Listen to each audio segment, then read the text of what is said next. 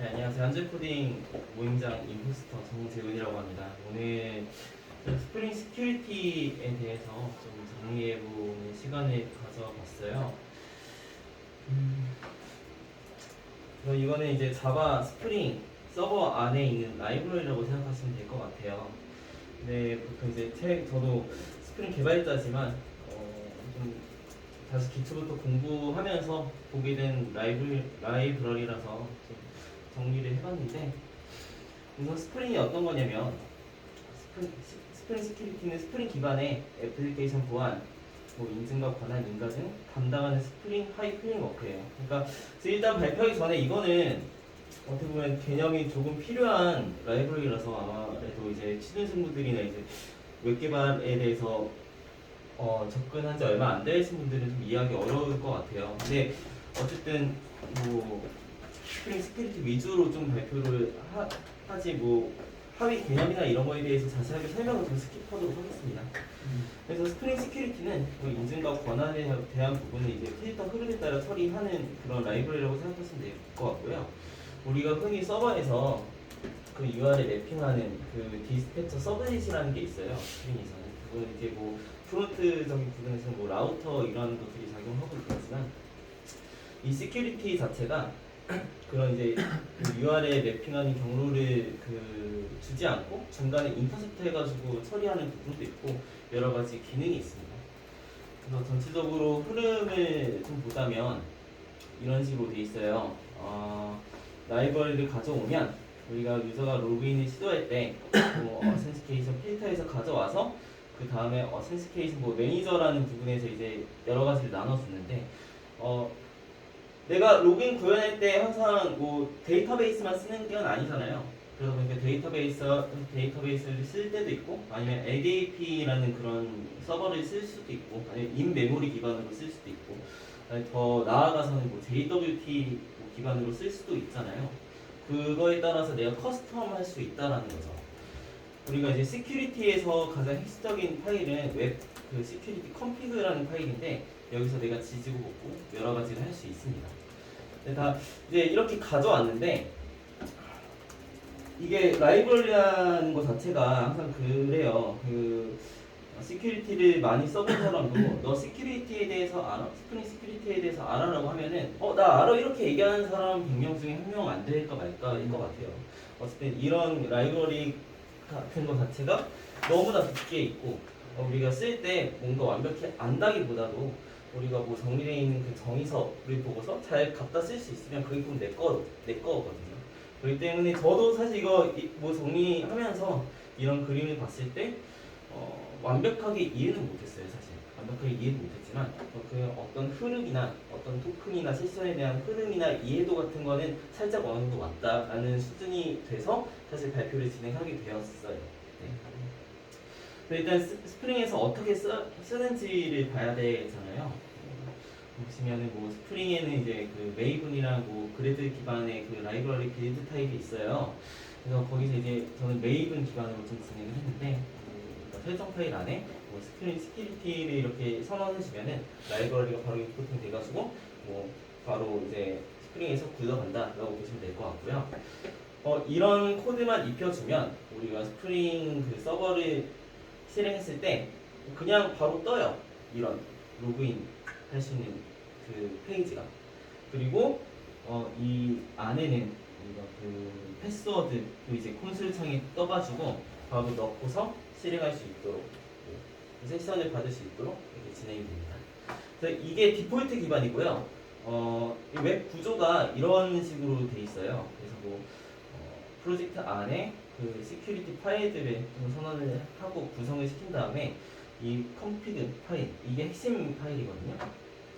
저는 이제 실습을 할 때 스프링과 이제 풀스택 기반으로 실습을 했는데, 웹 템플릿으로 이제 타임리프라는 걸 갖다 썼어요.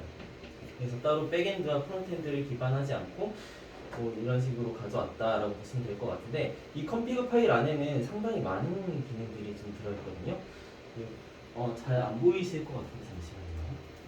이렇게 보면은 그 웹 시큐리티 컴피그 파일이 이런 식으로 돼 있어요. 그래서 내가 라이브러리를 가져왔기 때문에 우리가 인스턴스로 웹 시큐리티 컨피규어 어댑터를 상속받아서 내가 이제 그 컨피규어라는 거를 오버로딩이 돼 있잖아요. 지금 이거를 갖다가 오버라이드 상속해서 내가 커스텀하게 꾸밀 수 있는 거예요. 근데 여기 있는 이 뜻이 이제 함수형 기반으로 이제 막 이어져 있는데 보시면 이런 식으로 돼 있습니다. 내가 뭐 HTTP 선언해가지고 뭐 디자인과 오더 아래는 뭐 너는 그냥 일반 유저가 접근할 수 있어. 근데 나머지 뭐 홈 디렉토리나 그 안에 있는 나머지 페이지들은 그냥 다 퍼밋 올 할 거야. 이런 식으로 구현을 할 수가 있습니다. 그리고 로그인 페이지는 너 로그인할 거야? 그럼 로그인 페이지는 이쪽으로 보내자 라는 것도 이렇게 선언할 수가 있고요. 로그아웃 할 때는 뭐 로그아웃 한 뒤에는 홈 디렉토리로 보내 이런 식으로 커스텀하게 구성할 수 있어요. 그 아래 같은 경우에는 이제 뭐 어스 같은 거를 이제 또 가져올 수가 있는데 가져오면은 뭐 유저는 어떤 인증을 가지고 있어 라는 설정이 아래쪽에 있습니다. 그래서 스프링 시큐리티가 이런 식으로 좀 컴피그 파일의 핵심이다라는 거 좀 보여드리고 싶었고 환경은 우리가 아까 제가 말씀드렸던 것처럼 너 그냥 인메모리 안에서 그냥 사용자를 구성할 거냐 아니면 JDBC 그러니까 DB 안에서 구성할 거냐 아니면 ADP라는 서버를 따로 구성을 할 거냐 아니면 커스텀하게 쓸 거냐 뭐 여러 가지 방법이 있어요. 그거에 대해서 내가 생각하는 대로 구현을 하면 되는 거예요. 그럼 보시게 되면은 뭐 인메모리 같은 경우에는 아까 컨피규어 파일 안에다가 뭐 어스 뭐 이렇게 유저를 그냥 선언을 해버리면 이런 서버를 구성할 때 유저와 뭐 패스워드 1 이런 사용자가 만들어지고 이런 사용자가 만들어지는 거예요. 사실 이거는 그냥 뭐 테스트 기반으로 쓸 때만 이렇게 쓰겠죠. 그 다음에 JDBC 기반 같은 경우에는 뭐 이런 컨피규어 파일 안에다가 데이터 소스라는 거 오토와이어로 이제 인풋 시키고 이 파일은 이제 스프링 안에 이제 따로 데이터베이스 연결하는 그 코드들이 있어요. 그거를 가져와서 등록하겠다라는 거고 그 등록했을 때 이런 쿼리로 해가지고 사용자를 불러올 거야. 이런 쿼리로 해가지고 이름을 불러올 거야. 뭐 이런 식으로 구성할 수도 있고요. 이게 JDBC DB 기반이에요. 그 다음에 이거는 이제 뭐 ADP 우리가 ADP 서버는 그 사용자를 따로 구성할 수 있는 그 서버를 얘기하는 건데 그런 서버에서 어떤 식으로 가져올 거냐라는 거 커스텀하게 설정할 수 있고 나머지 그냥 내가 정말 사용자 활성화하겠다라고 하면은 유저 디테일 서비스라는 게 또 모듈도 있어요. 이게 그냥 시큐리티 모듈도 있어가지고 그 클래스 파일도 따로 만든 다음에 구성한 다음에 이렇게 가져오면 된다라는 거 보여드리려고 했습니다. 유저 디테일 서비스 같은 경우에는 조금 스킵을 할게요. 어쨌든 아직 시간이 좀 부족하다 보니까 좀 스킵을 하고 좀 진행하도록 하겠습니다. 보면은 시큐리티를 쓰면 참 좋은 점이 여러 가지 커스텀하게 해가지고 세션을 가져오고 이제 사용자를 이제 등록해가지고 뭐 이제 스테이트 풀하게 이제 세션을 유지할 수 있는데 그 유지하는 기간 동안에 사용자를 쉽게 가져올 수 있어요. 여러 가지 방법이 있어요. 뭐 프린시플, 뭐 어센시케이션 객체, 뭐 아니면 어노케이션을 이용하는 방법 이렇게 있는데 저는 뭐 프린시플 이런 뭐 클래스를 갖다가 사용하는 게 가장 편하더라고요. 어떤 객체를 불러올 때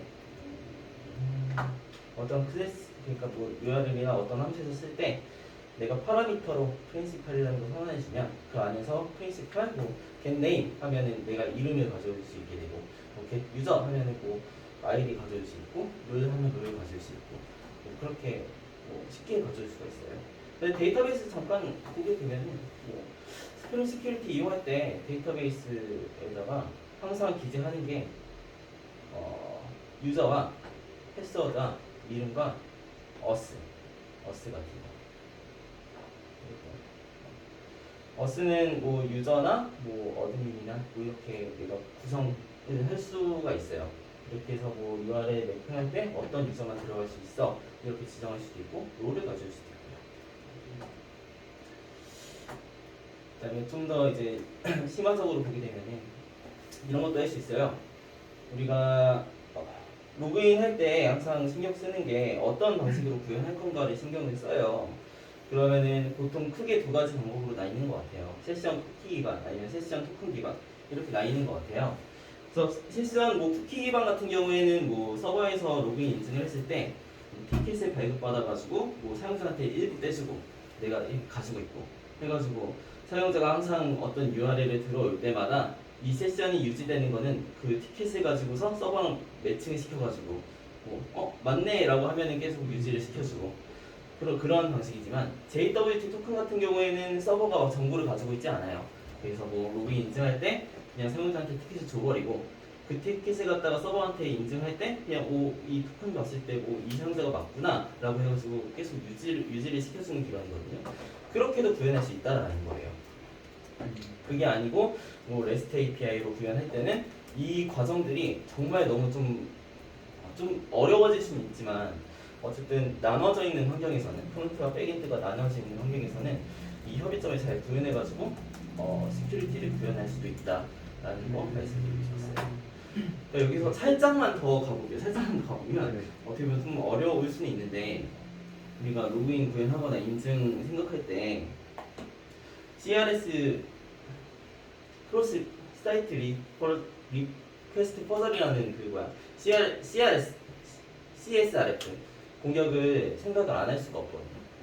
그래서 그 시큐리티 안에서 이제 그 공격을 뭐 한 번 더 좀 설명을 드리자면 그 사용자 인증을 갖다가 공격자가 뭐 잘못된 행위를 뭐 권한을 탈취해서 뭐 다른 요청을 가져온다든지 이런 거 얘기를 하는데 시큐리티 안에서는 그 공격 자체가 되게 쉽게 방어가 돼요. 아니면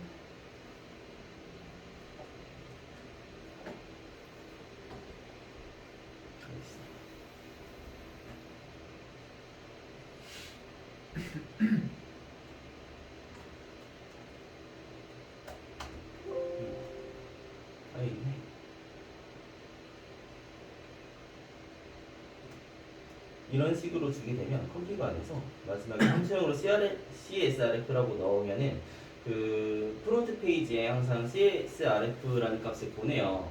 그럼 프론트는 이 값을 히든 값으로 저장하고 있지 않으면 그 페이지로 넘어가지 않게끔 설정을 하거든요. 이 값을 계속 가지고 있냐 안 가지고 있냐 그 시큐리티 안정을 제공을 해주기 때문에 쉽게 할 수 있는데 뭐 REST API 같은 거를 고려했을 때는 이런 값이 나오면 안 되겠죠. 어쨌든 아니면 따로 설정을 해주던가 그렇게 해야 되겠죠. 그런 고려가 필요하지 않을까 싶습니다. 그러니까 백엔드와 프론트엔드가 나눠진 경우에는 사실 이게 좀 쉽게 풀어서 설명하면은 1시간 넘어요. 그래서 사실 조금은 좀 간추리다 보니까 많이 이해가 안 되셨을 거라 생각하는데 그러니까 핵심은 이거예요. 어쨌든 개발이라는 게 다 똑같은데 뭔가 라이브러리나 아니면 뭔가 로그인 같은 경우에는 더더욱 그렇고 가져올 때는 기본적인 그 용어나 아니면 그 구현되는 뭐 세션이나 이런 거를 어쨌든 흐름은 아셔야 되는 거잖아요. 근데 그거에 기반해서 스프링 시큐리티를 쓰겠다라고 하면은 그 흐름을 어떻게 가져와서 내가 자유자재로 쓸 수 있냐가 개발 실력이라고 좀 생각을 하거든요. 저도 이거를 구현을 한 두세 번 해보다가 솔직히 모를 때 구현해보는 거랑 구현해보다가 나중에 기초를 좀 입히다 보니까 좀 어느 정도 와서 말씀드리는 거고 사실 그런 느낌이에요. 사실 다들 뭐 게임을 해보셨을 거 아니에요. 뭐 옛날에 뭐 롤러코스터 타이쿤이나 아니면 스타크래프트 같은 뭐 커스텀 페이지 아시죠? 그런 거나 뭐 요즘 들어서 뭐 슈퍼마리오 메이커즈 뭐 이런 것들 그러니까 내가 자유자재로 만들어가지고 제공하고 막 그 기능을 막 만들어가지고 뭐 쓸 수 있도록 하는 그런 느낌이 너무 많이 들어가지고 되게 라이브러리가 잘 돼 있으면서 내가 많이 알아야 되겠구나 이런 생각이 많이 들어서 정리해서 발표하게 되었습니다. 이상입니다.